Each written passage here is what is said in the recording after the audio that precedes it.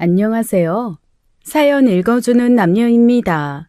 오늘도 와주셔서 감사드리며 그럼 오늘의 사연 바로 시작하겠습니다. 숨을 쉴 수가 없었어요. 짙은 연기가 폐를 칼처럼 베어들고 있었습니다. 눈을 뜨려 해도 따가운 연기에 감길 수밖에 없었죠. 그때 알았어요. 죽음이란 거대한 침묵이 아니라 이런 작은 질식이라는 것을요. 준호야, 준호. 목소리가 제대로 나오지 않았어요.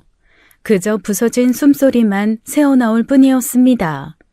의식이 검은 물처럼 흘러내리고 있었죠. 살고 싶다는 본능과 포기하고 싶은 마음이 뒤엉켰어요. 서연아, 정신 차려. 제발, 제발.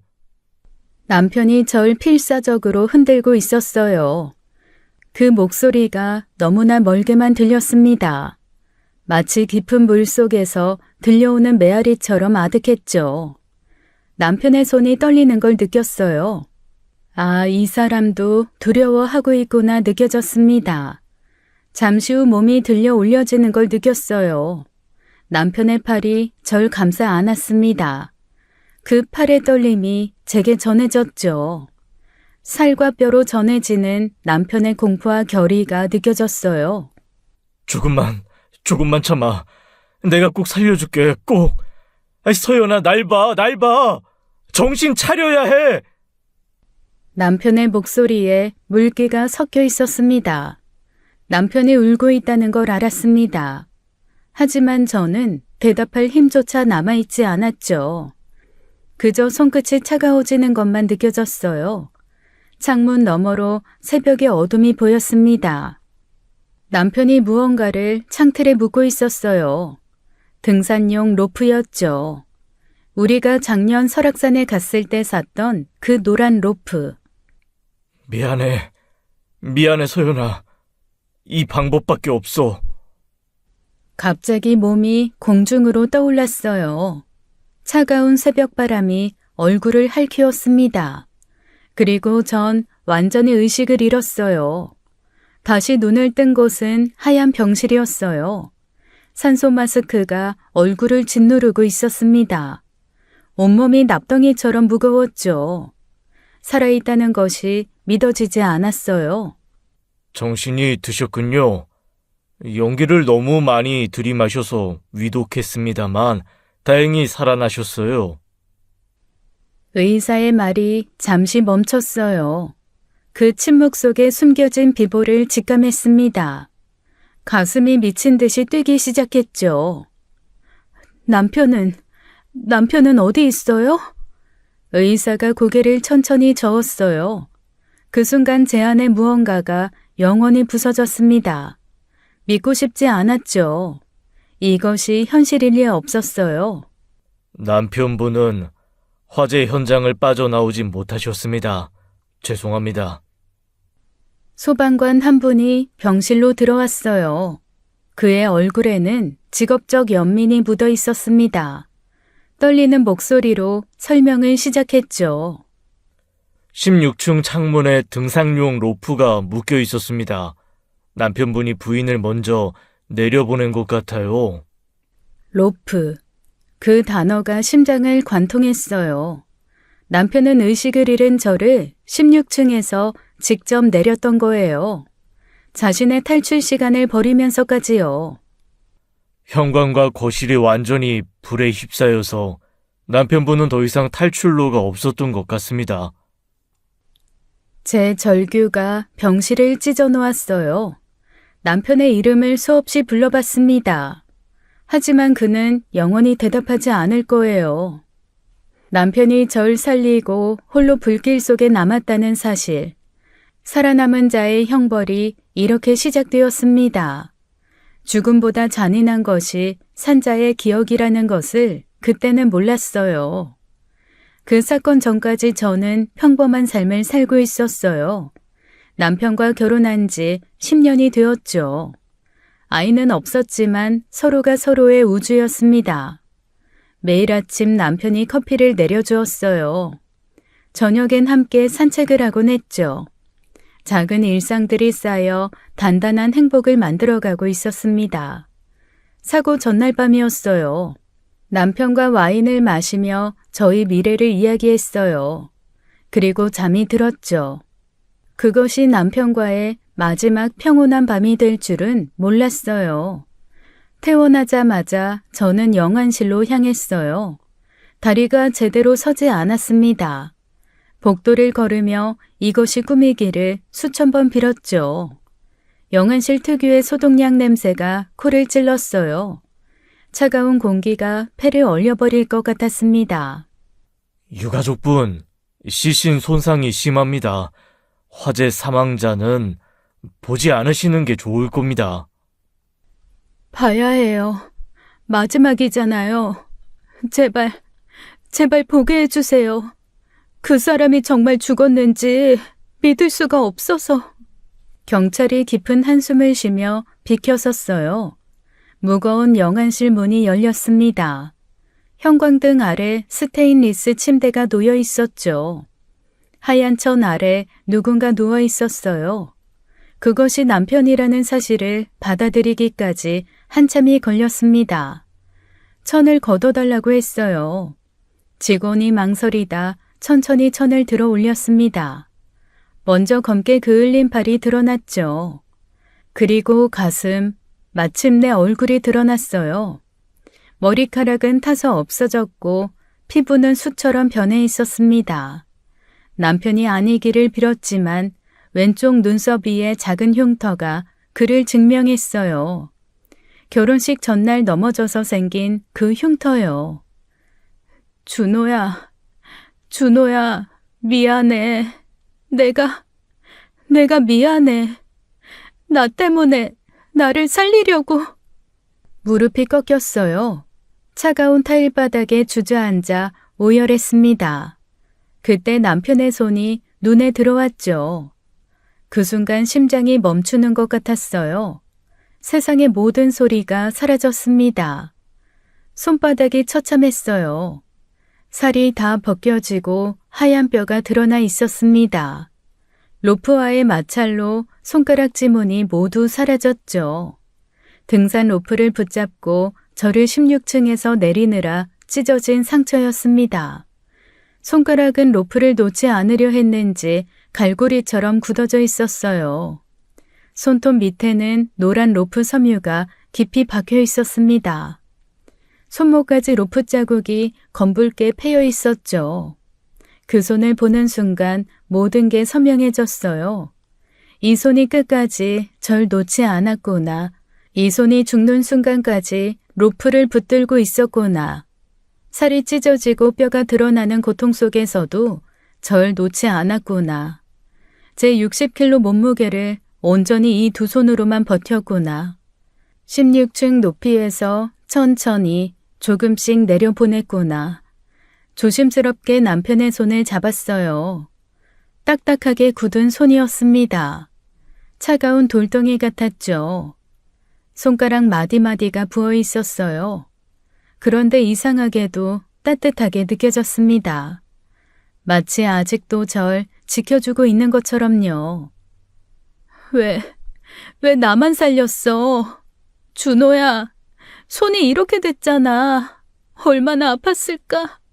얼마나 무서웠을까? 절규가 영안실을 가득 채웠어요. 간호사들이 황급히 달려왔습니다. 누군가 제 어깨를 잡고 일으키려고 했죠. 건드리지 마세요. 제발 이 손을 좀 잡게 해주세요. 제발요. 남편의 손을 붙잡고 놓지 않았어요. 이 손을 놓으면 정말로 남편이 사라질 것 같았습니다. 영원히 돌아오지 않을 것 같았죠. 손에서 아직도 로프 타는 냄새가 나는 것 같았어요. 불길 속에서 버텼을 그 시간이 느껴지는 것 같았습니다. 절규하다가 몸에 힘이 빠졌어요. 시야가 하얗게 번지기 시작했습니다. 바닥이 물렁하게 올라오는 것 같았죠. 남편의 손을 붙잡은 채로 제 의식이 꺼졌어요. 7년 전이었어요. 결혼 3년 차의 봄이었습니다. 아이가 생기지 않아 마음이 무거웠죠. 주변의 시선이 점점 따가워지고 있었어요. 준호야, 우리 병원 한번 가볼까? 그냥 확인만 해보는 거야. 벌써? 자연스럽게 생길 텐데 왜 그렇게 걱정해? 우리 아직 젊잖아. 그냥 마음이 편하지 않아서 확인만 하고 오자, 어? 난임병원 대기실은 희망과 절망이 교차하는 곳이었어요. 검사를 받고 결과를 기다리는 시간. 남편이 제 옆에서 농담을 하며 긴장을 풀어주려 했죠. 검사 결과를 말씀드리겠습니다. 부인의 경우 자연임신이 거의 불가능한 상태입니다. 그 순간 세상이 무너졌어요. 거의 불가능하다는 말이 귓가에 계속 맴돌았습니다. 숨이 제대로 쉬어지지 않았죠. 그럼 시험관이라도 다른 방법은? 시험관도 성공률이 매우 낮을 것으로 보입니다. 난소 기능이 현저히 저하되어 있어서. 병원 복도로 나왔을 때였어요. 다리에 힘이 풀려 그 자리에 주저앉았습니다. 차가운 복도 바닥이 뼛속까지 시렸죠. 서연아, 괜찮아. 내가 있잖아. 우리 둘이면 충분해. 미안해. 정말 미안해. 당신한테 당신 아이를 못 낳아줘서. 남편이 절 꼭 안아주었어요. 그의 어깨가 젖어가는 걸 느꼈습니다. 남편도 울고 있었죠.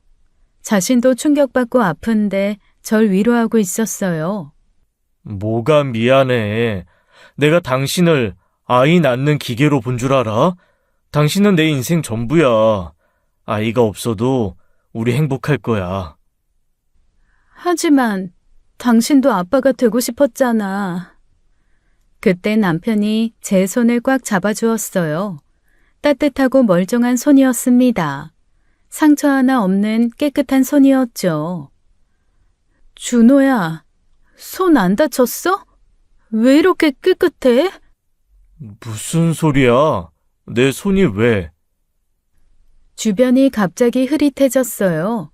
병원 복도가 사라지기 시작했습니다. 남편의 얼굴이 점점 선명해졌죠. 남편이 살아있다는 생각에 안도감이 느껴졌어요. 너무 행복해 눈물이 났죠. 소연아, 울지 마. 우리한테는 서로가 있잖아. 그걸로 충분해, 정말로. 살아있어줘서 고마워, 준호야. 남편을 꼭 안았어요. 따뜻한 체온이 느껴졌습니다. 심장 뛰는 소리가 들렸죠. 이게 꿈이 아니기를 간절히 빌었어요. 그런데 갑자기 주변이 어두워졌습니다. 남편의 온기가 사라졌어요. 다시 차가운 현실이 밀려왔죠. 눈을 떴어요. 꿈이었습니다. 베개가 눈물로 흥건히 젖어 있었죠. 병실 천장이 보였어요. 서연아, 깨어났구나. 계속 울면서 잠꼬대를 하길래. 준호 이름을 계속 불러서 우리가 얼마나 걱정했는지 알아? 어머니가 제 손을 잡으셨어요. 주름진 손이 떨리고 있었습니다. 아버지는 창밖으로 고개를 돌리셨죠. 이서방이 준호가 정말 좋은 아이였는데, 너를 그렇게 사랑했는데. 엄마, 준호 씨 죽었어? 정말로 죽었어? 아니지? 아니라고 말해줘. 현실이었어요. 남편이 불길 속에서 죽은 게 현실이었습니다. 살아있는 남편은 꿈이었고 죽은 남편이 현실이었죠. 이 잔인한 진실을 받아들일 수가 없었어요. 정신을 차리고 남편의 3일장을 치렀어요. 빈손은 화환으로 가득했습니다. 향냄새가 숨을 막히게 했죠. 남편의 영정사진만이 저를 보고 웃고 있었어요. 동서가 혼자 왔어요. 검은 상복이 그녀를 더 초췌하게 만들었습니다. 눈이 퉁퉁 부어 있었죠. 형님, 얼마나 힘드실지 저도 가슴이 찢어질 것 같아요. 동서, 와줘서 고마워요. 서방님은 어때요? 동서의 얼굴이 어두워졌어요. 한참을 말을 잇지 못했습니다. 그 침묵이 모든 걸 말해주고 있었죠.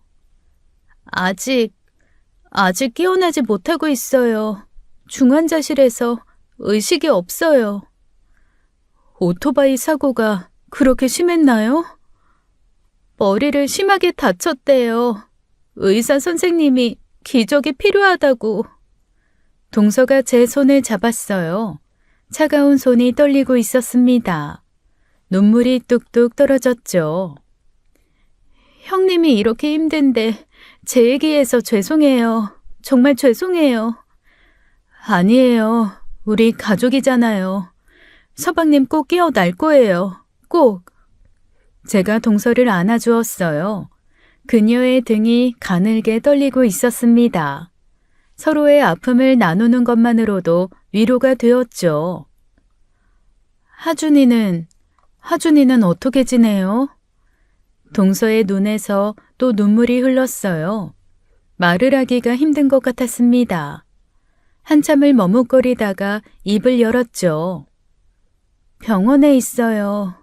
상태가 많이 나빠졌어요. 이제는 자가 호흡도 못하고 인공호흡기에.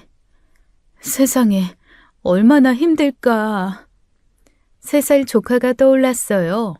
척수성 근위축증이라는 잔인한 병과 싸우는 아이. 그 작은 몸으로 얼마나 힘들까요? 형님, 전 이제 가봐야 해요. 병원에 들어가야 해서. 네, 가보세요. 하준이 곁에 있어주세요. 형님도 너무 무너지지 마세요. 아주버님이 하늘에서 슬퍼하실 거예요. 동서가 서둘러 나갔어요. 그 뒷모습이 너무 작아 보였습니다. 세상의 모든 짐을 혼자 짊어진 것 같았죠. 장례식장은 조문객들로 북적였어요. 모두가 위로의 말을 건넸지만 귀에 들어오지 않았습니다. 그저 기계적으로 인사만 했죠. 감사합니다. 와주셔서 감사합니다. 3일째 되는 날 발인이었어요. 남편을 화장터로 보내야 했습니다. 마지막 가는 길이었죠. 운구차 안에서 남편의 관을 바라봤어요. 이 안에 남편이 있다는 게 믿어지지 않았습니다. 불과 며칠 전까지 함께 웃고 있었는데요. 화장터에 도착했어요. 관이 화로 속으로 들어가는 것을 봤습니다. 1시간 후 남편은 작은 함에 담겨 나왔어요. 한 줌의 제가 되어버렸습니다. 그게 남편의 전부였죠. 납골당으로 향했어요. 남편이 영원히 머물 곳이었습니다. 차가운 대리석 속에 남편을 모셨죠. 납골당을 나오는 길 비가 내렸습니다. 저도 울고 하늘도 울었죠. 하늘을 올려다보다가 갑자기 조카가 척수성 근위축증 진단을 받았을 때가 떠올랐어요. 작년 여름이었습니다. 그날의 충격이 아직도 생생했죠. 온 가족이 무너져 내렸던 그날이요. 동서가 울면서 전화했었어요. 하준이가 이상하다고, 걷지를 못한다고, 계속 넘어진다고요. 아직 어려서 그런 거라 생각했어요. 저는. 그러길 바랐습니다. 병원에서 정밀검사를 했죠. 결과가 나오기까지 일주일. 그 일주일이 1년 같았어요. 모두가 기도했습니다. 척수성 근위축증 2형입니다. SMA라고 하는 희귀 유전 질환이에요. 그게 뭔가요? 치료는 되나요? 척추의 운동신경세포가 점점 소실되는 병입니다. 근육이 약해지고 결국에는. 시동생이 주저앉았어요. 동서는 하준이를 꼭 안고 있었습니다. 믿고 싶지 않은 현실이었죠. 그때 남편이 물었어요. 떨리는 목소리였습니다. 치료제는 있나요? 아니, 뭐든 할게요. 돈이 얼마가 들어도. 졸겐스마라는 유전자 치료제가 있습니다. 단 한 번의 투여로 병의 진행을 멈출 수 있어요. 그럼 되는 거잖아요. 맞으면 되는 거잖아요. 의사가 한숨을 쉬었어요. 그 한숨에 모든 게 담겨 있었습니다. 문제는 나이와 병형입니다. 1형이면서 생후 6개월이 내면 건강보험 적용이 가능합니다. 하지만 하주은리는 2형이고 이미 나이가... 그럼 보험 적용이 안 된다는... 네, 자비로 맞으셔야 합니다. 치료비가 20억입니다. 20억. 그 숫자가 공기를 얼려버렸어요. 누구도 말을 하지 못했습니다. 그저 멍하니 의사를 바라볼 뿐이었죠. 20억이요? 아니, 무슨 그런 말도 안 되는 금액이 다 있어요! 네, 세계에서 가장 비싼 약 중 하나입니다. 단 한 번 투여로 평생 효과가 있기 때문에. 동서가 하준이를 보며 흐느꼈어요. 아이는 엄마가 왜 우는지 몰랐습니다. 작은 손으로 엄마 눈물을 닦아주었죠. 엄마. 그 순간 동서가 무너졌어요. 아이를 꼭 안고 오열했습니다. 시동생도 눈물을 참지 못했죠. 20억 내가 볼게. 내가 볼 거야. 그날부터 시동생은 미친 듯이 일했어요. 본업 외에 새벽 배송, 저녁엔 대리운전, 주말엔 공사장에서 막노동까지, 그리고 밤에는 오토바이 배달. 동서도 일을 시작했죠. 마트 캐셔, 식당 서빙, 청소 아르바이트. 하루에 3군데를 다녔어요. 하준이는 병원에 맡겨두고요. 집도 팔았어요.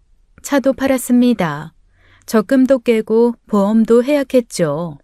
모든 걸 현금으로 바꿨어요. 그래도 20억엔 턱없이 부족했습니다. 아무리 벌어도 1억을 모으는 데만 해도 한참 걸렸어요. 그 사이 하준이의 상태는 계속 나빠졌죠. 이제는 자가 호흡도 못하는 상태, 인공호흡기에 의존해야 합니다. 시간이 얼마 남지 않았어요. 골든타임이 지나가고 있었습니다. 그런데 시동생이 배달 중 사고를 당했어요. 과로로 졸음운전을 했던 겁니다. 트럭과 정면 충돌. 즉시 중환자실로 실려갔죠. 지금도 의식불명 상태예요. 깨어날 가망이 없다고 합니다. 20억을 모으겠다던 그 집념이 결국 자신을 무너뜨렸어요. 이 모든 비극이 너무 절망스러웠습니다. 하늘은 왜 우리 가족에게만 이토록 잔인한지, 신이 있다면 왜 모른 척 하는지 저는 알 수가 없었어요. 장례가 끝난 후였어요. 경찰과 소방서에서 연락이 왔습니다. 화재 원인 조사가 끝났다고요. 결과를 설명하러 온다고 했어요. 현재는 현관에서 시작된 것으로 추정됩니다. 전기자전거 배터리가 원인이었어요. 전기자전거요? 네, 현관에 있던 전기자전거가 충전 중이었던 것 같습니다. 리튬 배터리가 과열되면서 폭발했어요. 그 순간 심장이 멎는 것 같았어요. 전기자전거. 제가 2달 전에 산 것이었습니다. 출퇴근용으로 샀던 거였죠. 장시간 충전하면 배터리가 과열될 수 있습니다.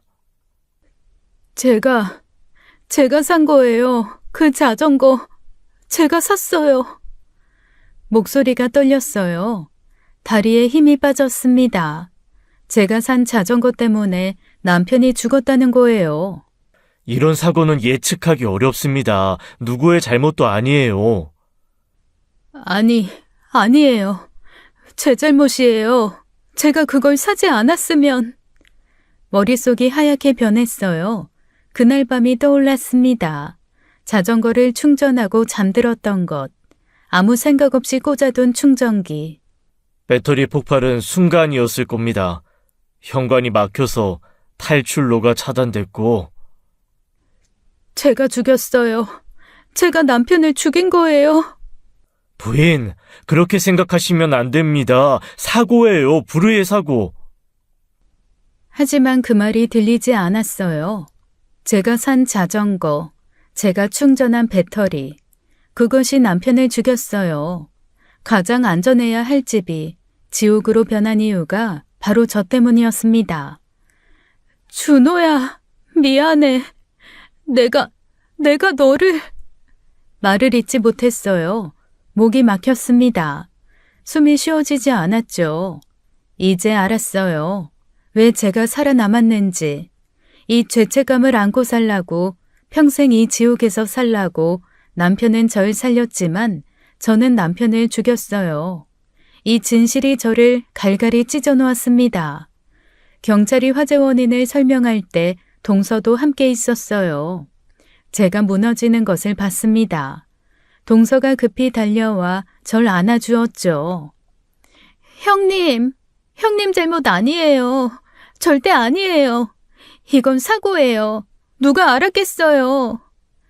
내가 그 자전거를 샀어. 내가 충전했어. 내가 준호를... 형님, 정신 차리세요. 아주버님이 형님 탓하실까요? 절대 아니에요. 아주버님은 형님을 끝까지 지켰잖아요. 내가 그런 거야. 박서연, 정신 차리라고! 동서의 눈에도 눈물이 고였어요.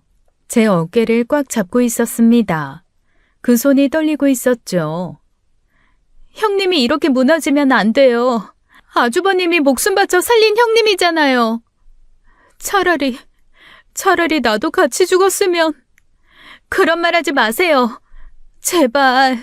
형님이 그러면 저는 어떡해요. 지금 우리 집도 이런데. 동서가 흐느꼈어요. 그제야 동서의 얼굴이 제대로 보였습니다. 며칠 사이 뼈만 남은 얼굴, 퀭한 눈자위. 미안해요. 동서도 힘든데. 형님, 혼자 계시면 위험할 것 같아요. 저희 집에 가서 같이 지내요. 제가 형님 곁에 있을게요. 괜찮아요. 동서도 하준이 돌봐야 하는데. 안 괜찮아요. 형님 지금 눈 좀 보세요. 이러다 정말 큰일 나요. 제발 저랑 같이 가요. 동서의 고집이 너무 강했어요. 제 팔을 놓지 않았습니다. 결국 동서를 따라갔죠. 동서 집은 반지하였어요. 좁고 습한 공간, 곰팡이 냄새가 났습니다. 벽에는 습기 얼룩이 가득했죠. 좀 초라하죠?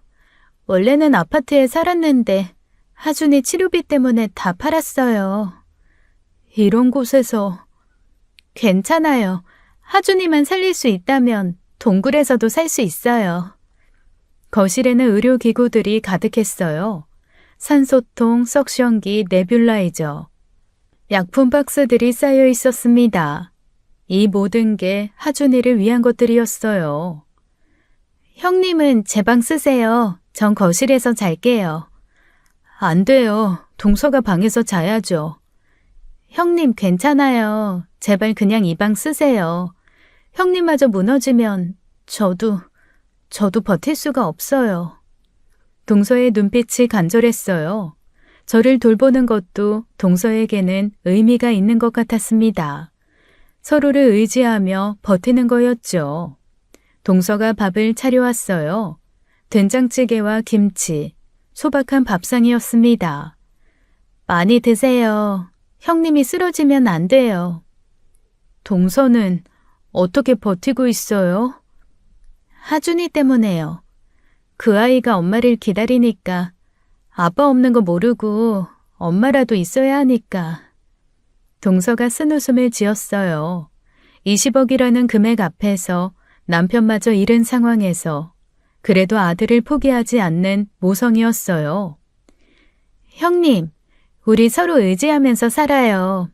혼자서는 못 버티지만 둘이면 버틸 수 있을 거예요.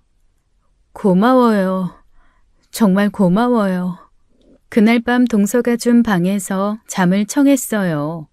하지만 잠은 오지 않았습니다. 천장을 보며 생각했죠.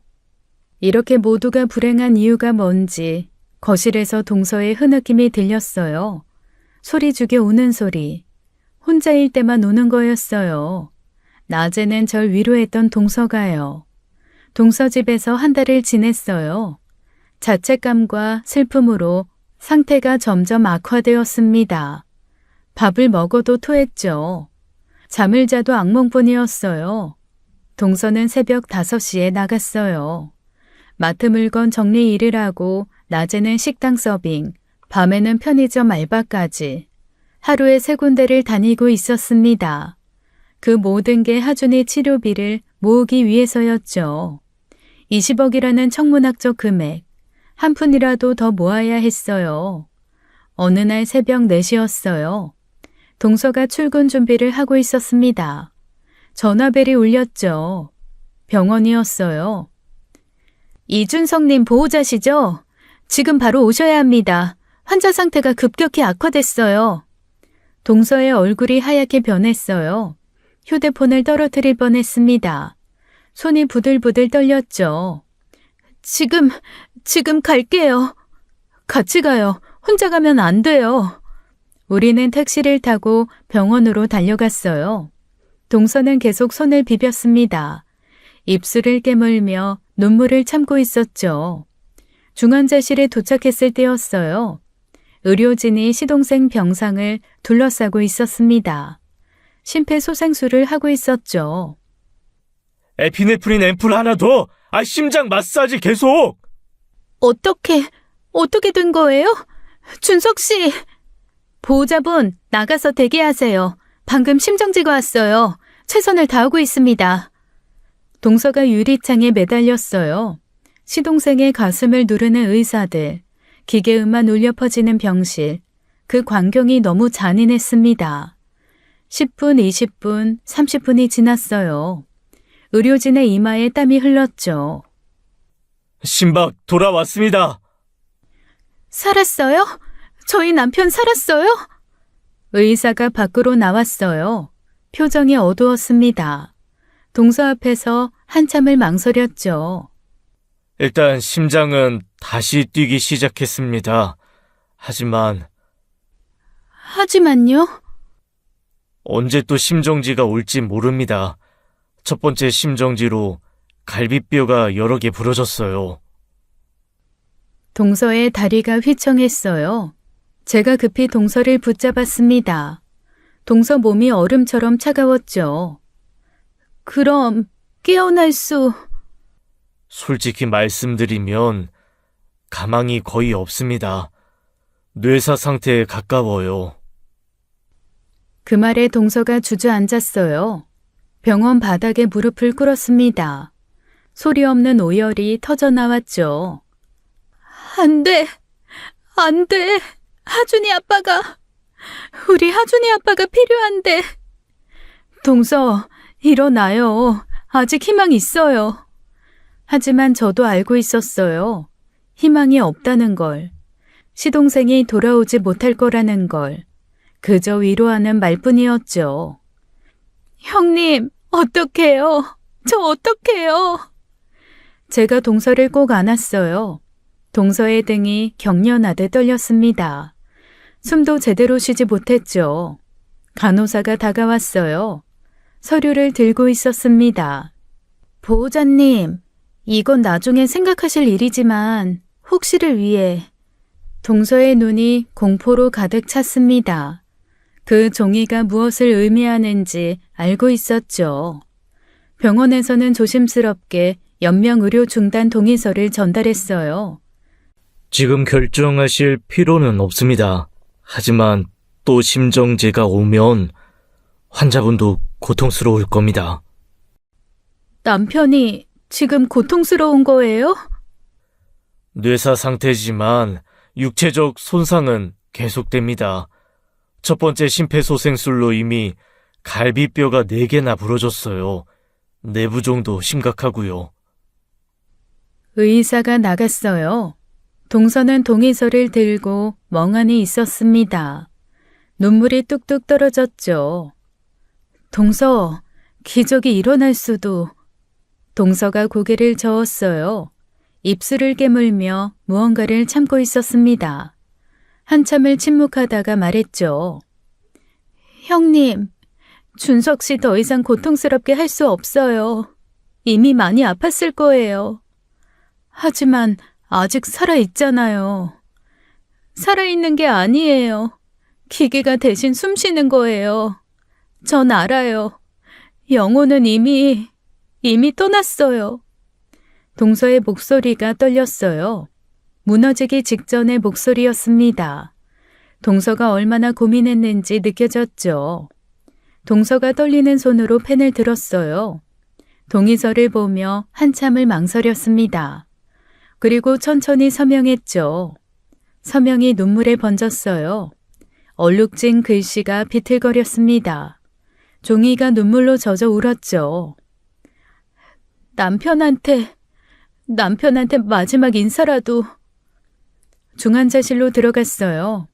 시동생은 기계에 둘러싸여 있었습니다. 인공호흡기가 대신 숨을 쉬고 있었죠. 얼굴이 퉁퉁 부어 있었어요. 동서가 시동생의 손을 잡았어요. 따뜻하지만 반응 없는 손. 이미 영혼이 떠난 몸이었습니다. 여보, 이제 편히 쉬어. 너무 아팠지? 너무 힘들었지? 미안해.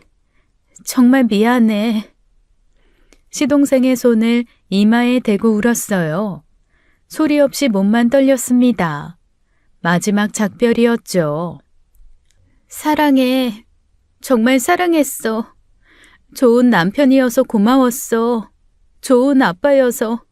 하준이한테는 아빠가 영웅이었다고 꼭 말해줄게.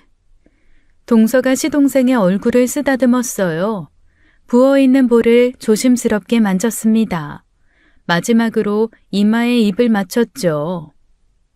하준이, 우리 하준이 지켜봐줘. 하늘에서라도 지켜봐줘. 그 아이가 건강하게 자랄 수 있게. 몇 시간 후였어요. 모니터에서 경고음이 울렸습니다. 또다시 심정지가 온 거였죠. 의료진이 들어왔어요. 하지만 이번엔 심폐소생술을 하지 않았습니다. 연명 의료 중단 동의서 때문이었죠. 심전도가 일직선이 되었어요. 삐 하는 기계음만 울렸습니다. 시동생이 그렇게 세상을 떠났죠. 임종 시각 오전 11시 23분입니다. 동서가 시동생을 안았어요. 차가워지는 몸을 꼭 껴안았습니다. 처음으로 소리내어 울었죠. 여보 가지마. 제발 가지마. 우리 하준이는 어떡해. 나는 어떡해. 동서, 불과 한 달 만이었어요. 제 남편에 이어 시동생까지. 형제가 한 달 사이에 모두 떠났습니다. 우리 가족을 덮친 연이은 죽음이 너무 잔인했죠. 병실을 나오는 동서의 발걸음이 무거웠어요. 혼이 빠진 사람 같았습니다. 눈동자가 텅 비어 있었죠. 망연자실한 동서를 보며 생각했어요. 이 여자가 짊어진 짐이 너무 무겁다고. 남편도 잃고 아들은 죽어가고 그런데도 포기할 수 없는 그 마음이 안쓰러웠습니다. 시동생 장례식에서 동서는 울지 않았어요. 무표정한 얼굴로 조문객을 맞았습니다. 메마른 사막 같은 얼굴이었죠. 모두가 그런 동서를 안타까워했어요. 장례 2일째 밤이었어요. 빈소에는 저와 동서만 남아있었습니다. 향냄새가 짙게 깔려 있었죠. 시동생의 영정이 우릴 보고 있었어요. 동서가 입을 열었어요. 한참을 망설이다가 목소리가 갈라져 있었습니다. 형님, 제가 왜 연명의료 중단 동의서에 서명했는지 아세요? 남편이 고통스러워서라고. 아니에요. 그게 아니에요. 동서가 고개를 숙였어요. 어깨가 미세하게 떨렸습니다. 그리고 충격적인 고백을 시작했죠. 돈 때문이에요. 중환자실비 때문에. 하루에도 어마어마한 돈이 나가는데 그 돈을 하준이 치료비에 보태면, 동서, 그 돈이면 하준이 약을 몇 달은 더 버틸 수 있어요. 아니면 치료비에 조금이라도 보탤 수 있고. 동서의 목소리가 부서졌어요. 자신이 무슨 말을 하는지 알고 있었습니다. 그 죄책감이 그녀를 갈기갈기 찌고 있었죠. 남편 목숨값과 아들 목숨값을 저울질한 거예요. 이미 가망 없는 남편보다 아직 살 수 있는 아들을 택한 거예요. 그건 선택이 아니에요. 어쩔 수 없는 선택이에요. 제가 선택한 거예요. 남편을 포기한 거예요. 돈 때문에, 하준이 때문에. 저 참 못됐죠? 세상에 이런 끔찍한 사람이 또 있을까요? 동서가 영정을 바라봤어요. 시동생의 웃는 얼굴, 침묵이 흘렀습니다. 향타는 소리만 들렸어요. 동서가 다시 말을 이었죠. 그래도 20억은 못 모을 거예요. 평생 일해도 못 모을 거예요. 하지만 포기하면 안 돼요. 하준이를 위해서라도. 포기 안 해요. 포기 안 해요. 동서가 자조적으로 웃었어요. 그 웃음이 울음보다 슬펐습니다. 제가 동서를 꼭 안았어요. 그녀의 몸이 돌처럼 굳어 있었습니다. 눈물 대신 한이 맺힌 것 같았죠. 동서가 제 품에서 몸을 떨었어요. 소리 없는 통곡이었습니다. 영정 앞 촛불이 흔들렸어요. 시동생이 대답하는 것 같았습니다. 이해한다고, 원망하지 않는다고, 그렇게 믿고 싶었어요.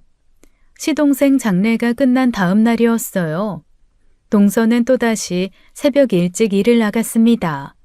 저는 낮에 혼자 병원을 찾았죠. 하준이가 입원한 소아병동이요. 다인실 병실이었어요. 작은 침대 4개가 놓여 있었습니다. 하준이는 창가 쪽 침대에 누워 있었죠. 3살이라기엔 너무 작아 보였어요. 산소 호흡기가 작은 얼굴을 덮고 있었습니다. 가는 팔에는 수액줄이 연결되어 있었죠. 심전도 모니터, 산소 포화도 측정기, 수많은 기계들이 그 작은 몸을 둘러싸고 있었어요. 하준이는 잠들어 있었습니다. 창백한 얼굴이 인형 같았어요. 숨소리도 기계 소리에 묻혀 들리지 않았어요. 살아있는지 죽어있는지 구분이 안 갔습니다. 지나가는 간호사를 붙잡았어요. 조카 상태를 물어봤습니다. 하준이요? 최근에 상태가 많이 나빠졌어요. 호흡 근육이 거의 마비돼서. 그럼 앞으로는요? 간호사가 조심스럽게 둘러봤어요. 그리고 낮은 목소리로 말했습니다. 의사 선생님과 상담하셔야 정확하겠지만 척수성 근위축증 2형이 이 정도까지 진행되면. 말을 끝맺지 못했어요. 그 침묵이 모든 걸 말해주고 있었습니다. 시간이 얼마 남지 않았다는 것을요. 졸겐스마 치료 없이는 오래 버티기 힘들어요. 특히 이렇게 어린 나이에는. 얼마나 남았을까요? 그건 아무도 몰라요. 하늘만 알겠죠. 하늘만 안다. 저는 하늘이 우리 가족에게 대체 왜 이러는지 그 이유를 도저히 모르겠습니다. 간호사가 서둘러 자리를 떴어요. 저는 하준이 곁에 앉았습니다. 작은 손을 조심스럽게 잡았죠. 차가운 손이었어요. 뼈만 남은 것 같은 가느다란 손이었죠.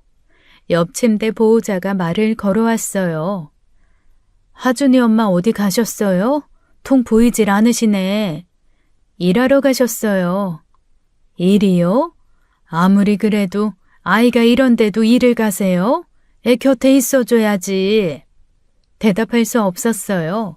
20억을 모으기 위해 이 아이를 살리기 위해 이 아이 엄마가 지금 목숨을 걸고 돈을 벌어오고 있다는 사실을 일일이 설명할 순 없었어요.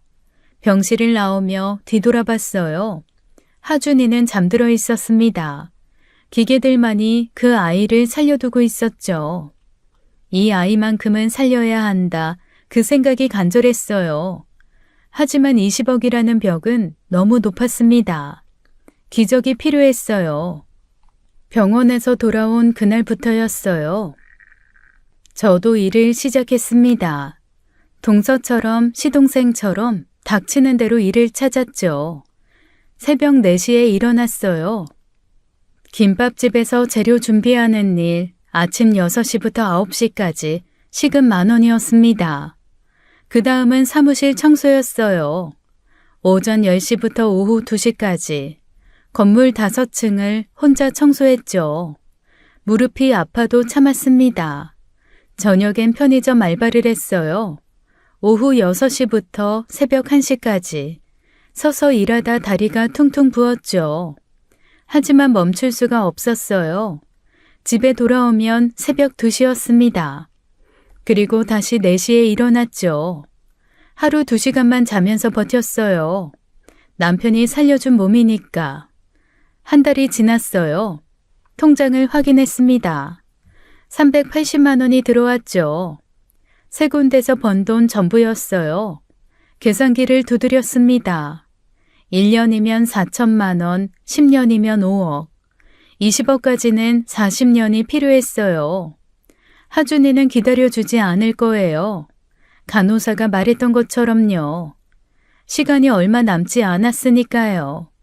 동서와 마주 앉아 계산했어요. 우리가 모을 수 있는 돈, 남편들의 보험금을 다 합쳐도 2억. 그리고 동서가 집을 판 돈, 그리고 제가 남편에게 받은 집을 팔아도 10억이 부족했습니다. 우리는 눈물은 흘리지 않았어요. 올 시간에 일을 해야 했어요. 밤에 부업도 시작했습니다. 전단지 디자인, 타이핑 알바, 온라인으로 할 수 있는 모든 일을요. 결국 몸이 먼저 항복하더군요. 어느 날 쓰러졌어요.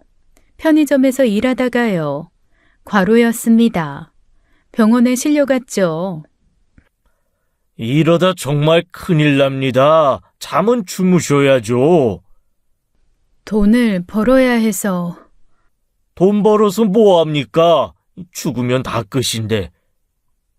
그 말에 눈물이 났어요. 퇴원하자마자 다시 일을 했죠. 하지만 좀처럼 희망은 보이지 않았습니다. 오직 절망만이 저희 앞길에 있었어요. 아무리 발버둥 쳐도 닿을 수 없는 금액이었어요. 기적이 필요했어요. 새벽 일을 마치고 집에 돌아왔습니다. 동서집 거실에 앉아 있었어요. 그러다가 거실 작은 테이블 위에 로또 용지들이 산더미처럼 쌓여 있는 게 보였습니다. 시동생이 샀던 것들이었어요. 수백 장의 로또 용지, 매주 빠짐없이 샀던 흔적들, 20억이라는 기적을 바라며 매달렸던 종이 쪽지들. 그 절박함이 고스란히 느껴졌습니다. 그때 문득 생각났어요. 집에 화재가 나기 며칠 전 남편과 함께 샀던 로또가요. 그날 저녁이었어요. 남편과 하준이 이야기를 하다가 로또를 사러 갔었죠. 하준이 위에 1등 되면 좋겠다. 혹시 알아? 로또가 그렇게 쉽게 되겠어? 그래도 사야 희망이라도 있지.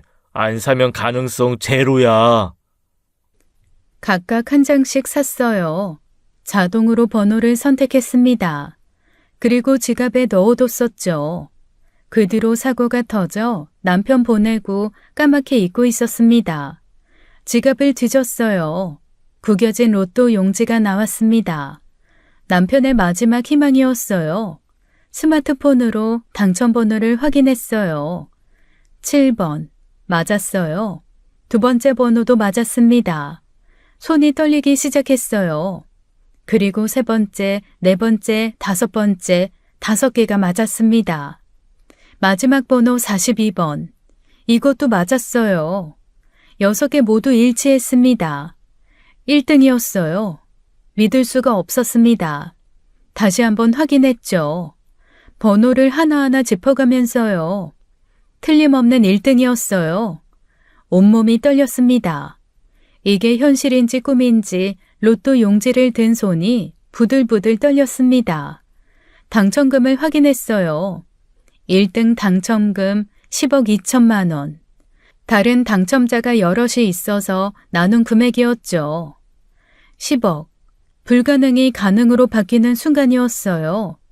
눈물이 흘렀어요. 남편이, 시동생이 하늘에서 보낸 선물 같았습니다. 하준이를 살리라고요. 급히 동서에게 연락했어요. 일하던 중이었지만 당장 오라고 했습니다. 동서가 헐레벌떡 뛰어왔죠. 얼굴이 하얗게 질려 있었어요. 형님, 무슨 일이에요? 하준이가. 좋은 일이에요. 정말 좋은 일. 로또 용지를 보여줬어요. 동서는 믿을 수 없다는 표정으로 용지를 들여다봤습니다. 손이 부들부들 떨렸죠. 1등, 정말 1등이에요? 10억이요? 네, 남편이 마지막으로 산 거예요. 하준이를 위해서. 동서가 무릎을 꿇었어요. 제 앞에 털썩 주저앉았습니다. 그리고 제 손을 잡았죠. 형님, 이 돈을 정말 하준이한테 써도 돼요? 아주버님이 남긴 돈인데. 당연하죠. 남편도 그걸 원했을 거예요. 하준이를 살리는 게 우리 모두의 소원이었잖아요. 계산을 시작했어요. 계산기에 숫자를 하나씩 입력했죠. 합계가 나왔습니다. 18억이었어요. 동서와 제가 마련할 수 있는 금액이요. 그날로 집을 내놓았어요. 금매였지만 3억 전에 팔렸습니다. 친정엄마가 1억을 보태주셨죠. 노후 자금이라며 아껴두신 돈이었어요. 이 돈으로 하준이 꼭 살려. 네 남편도 그걸 원할 거야. 동서의 친정에서도 1억을 보냈어요. 논을 팔아서 마련한 돈이었습니다. 모두가 하준이를 살리려고 했죠. 마침내 20억이 모였어요. 정확히 20억 2천만 원. 누군가에게는 어렵지 않은 돈이었겠지만 저희에게 목숨을 걸어도 마련하기 어려운 돈이었습니다. 기적 같은 일이었습니다. 동서가 통장을 보며 울었어요. 이번엔 참지 않았습니다. 펑펑 소리내어 울었죠. 형님, 정말 하준이 살릴 수 있는 거예요? 네, 이제 살릴 수 있어요. 우리가 해낸 거예요. 병원으로 향했어요. 남편이, 시동생이 하늘에서 지켜보고 있을 거라 생각했어요. 병원 수학과 주임 교수를 만났어요. 졸겐스마 투약을 부탁드렸습니다. 교수님은 믿을 수 없다는 표정이었죠. 정말 마련하셨군요. 솔직히 불가능할 거라 생각했는데. 우리 하준이 살 수 있는 거죠? 졸겐스만 맞으면 살 수 있는 거죠? 네, 아직 늦지 않았습니다. 바로 치료 시작하겠습니다. 드디어 졸겐스마가 준비되었습니다. 작은 주사 한 병, 20억짜리 생명수였죠. 치료실에서 하준이가 정맥 주사를 맞았어요. 1회 투여로 끝나는 유전자 치료제. 링거처럼 천천히 주입되었습니다. 약 1시간이 걸렸어요. 동서가 하준이 손을 잡고 있었어요. 눈물이 뚝뚝 떨어졌습니다. 기도하는 입술이 떨렸죠. 하준아, 이제 나을 거야. 아빠가 하늘에서 지켜줄 거야. 치료 후 2주가 지났어요. 기적이 일어나기 시작했습니다. 하준이의 산소 포화도가 조금씩 올라갔죠. 스스로 숨 쉬려는 시도가 보였어요. 한 달이 지났어요. 하준이가 산소 호흡기 없이 10분을 버텼습니다. 의료진도 놀라워했죠. 예상보다 빠른 회복이었어요. 근육 움직임이 돌아오고 있어요. 손가락이 조금씩 움직이네요. 2달이 지났어요. 하준이가 완전히 자가 호흡을 시작했습니다. 산소 호흡기를 뗐죠. 동서는 하준이를 안고 울었어요. 이번엔 기쁨의 눈물이었습니다. 동서는 오래도록 울었습니다. 아이도 엄마를 보며 웃었죠. 하준이가 휠체어에 앉을 수 있게 되었습니다. 아직 걷지는 못했지만 팔을 조금씩 움직일 수 있었어요. 그리고 6달이 지났어요. 하준이가 스스로 앉을 수 있게 되었습니다. 등받이 없이도 잠깐씩 앉아 있었어요. 그것만으로도 기적이었죠. 의사가 설명했어요. 완치는 아니지만 진행은 멈췄다고. 꾸준히 재활하면 일상생활이 가능하다고. 또래보다 느리겠지만 발달할 수 있다고요. 하준이를 보며 생각했어요. 남편이 만든 기적이라고. 시동생이 지켜준 아이라고요. 3년이 흘렀어요. 저는 친정엄마 집에서 지내고 있었습니다. 남편의 죽음을 받아들이는데 오랜 시간이 걸렸죠. 심리치료를 받으며 조금씩 안정을 찾았어요. 다시 직장 생활을 시작했습니다. 평범한 사무직이었어요. 월급은 많지 않았지만 괜찮았습니다. 살아있다는 것만으로도 의미가 있었으니까요. 하준이는 이제 6살이 되었어요. 어린이집에 다니고 있습니다. 친구들과 잘 어울렸죠. 밝게 웃는 아이가 되었어요. 동서는 여전히 바쁘게 일을 다녔습니다. 제가 말려도 소용이 없었어요. 빚진 마음을 갚겠다며 한 달에 한 번씩 통장에 돈을 넣었죠. 30만 원, 50만 원씩 꼬박꼬박. 받지 않으면 문 앞에 놓고 갔습니다. 그 고집을 꺾을 수가 없었어요. 형님과 아주버님의 은혜를 평생 갚겠다고 했죠. 그게 동서가 살아가는 방식이었습니다.